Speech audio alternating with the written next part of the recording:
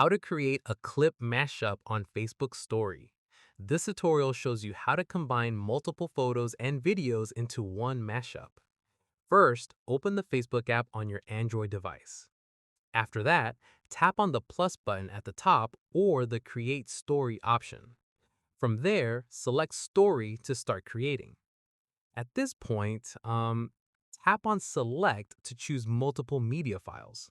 In the next step, you'll be taken to your gallery. Following this, select the photos and videos you want to include in your mashup.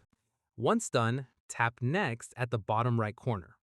From here, look for the Clip Mashup option and tap on it. At this stage, Facebook will automatically create a video mashup for you. After this, wait for the mashup to complete processing. Once completed, you'll see the video with audio automatically added. Finally, tap Share to post a mashup to your Facebook story. And that's it.